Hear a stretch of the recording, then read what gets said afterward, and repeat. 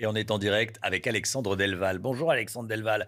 Merci beaucoup d'être avec nous ce matin. On avait besoin de votre expertise sur ces sujets. Vous êtes géopolitologue, auteur du livre La mondialisation dangereuse. Et on regarde la une de votre livre qui va apparaître à l'écran aux éditions L'Artilleur.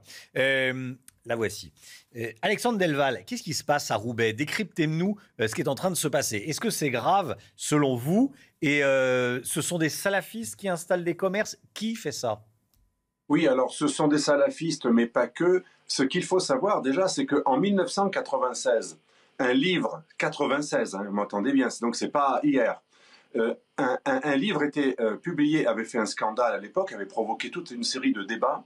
C'était le livre de Philippe Aziz sur le fait que Roubaix était la première ville, non pas musulmane, ce qu'elle est déjà, mais islamiste de France, et l'une des premières d'Europe. Donc depuis des années, ça s'appelait le paradoxe de Roubaix, et depuis des années, on sait que la région du nord de la France, avec certaines banlieues parisiennes, certaines banlieues d'autres grandes villes, de Lyon notamment, Marseille et autres, mais aussi Saint-Étienne, Besançon, il y a déjà des laboratoires, si vous voulez, et Roubaix fut le premier laboratoire dans lequel les salafistes, après les frères musulmans et le mouvement tablique, c'est les trois grands plus attachés à une imitation extrêmement rigoureuse de l'époque du prophète, c'est-à-dire du 7e siècle. Donc c'est un islamisme extrêmement puritain, mais extrêmement totalitaire et qui prône un repli avec une société parallèle. Eh bien, Roubaix fut déjà le laboratoire dans les années 90. Alors expliquez-nous, décryptez-nous la renseignement de l'époque de ces mouvements.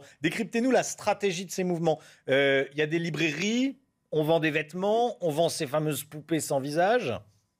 Alors, les poupées sans visage, ça a fait réagir depuis quelques jours, mais ce n'est qu'une partie du phénomène. Moi, ce qui m'avait impressionné, déjà, c'était l'OPA de ces islamistes, frères musulmans, puis tabliques, puis salafistes, sur la nourriture halal. Alors, il n'y a rien de mal d'avoir une nourriture rituelle, les juifs l'ont aussi, ça pose aucun problème. Mais la nourriture rituelle a été utilisée avec un double objectif, avoir une source de financement local, et le halal, c'est pas que la nourriture, ça peut être aussi des poupées sans visage, c'est tout ce qui correspond à ce qui est autorisé, ce qui est autorisé par la charia, la loi islamique, parce que tous ces mouvements veulent vivre selon la charia, si possible, même dans une société mécréante, se rapprocher le plus possible des lois de la charia et échapper aux lois des mécréants. Et une OPA avait été organisée par ces mouvements islamistes, au départ c'était les frères musulmans, pour prendre le contrôle du halal, de la boucherie halal et des magasins halal, qui au départ étaient réservés à des organisations beaucoup plus modérées, notamment le réseau des 200 mosquées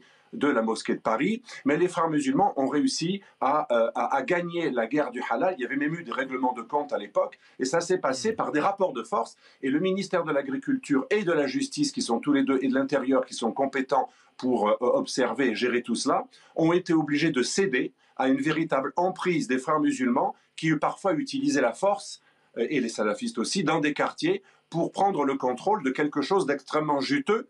Donc ça donne de l'argent, mais en plus qui permet un repli. Si vous dites aux gens qu'on ne peut être un bon musulman que si on achète des poupées, de la nourriture, des produits halal, que dans des magasins halal, forcément, ça crée un écosystème islamiste, une contre-société qui au départ se passe pas trop, c'est pas forcément quelque chose qui est violent dans la vie de tous les jours, ça peut être un élu local comme le maire d'ailleurs de Roubaix, Delbar, c'est tout à fait accommodé de tout cela, il a même accordé des subventions à des centres islamiques comme la mosquée, comme un centre qui est lié à la mosquée Abou Bakr, qui est un centre salafiste extrêmement radical Alexandre depuis Delval. des années et tout à fait connu. Merci beaucoup, merci d'avoir été en direct avec nous. Je voulais vous avoir parce que vous connaissez par cœur ces sujets.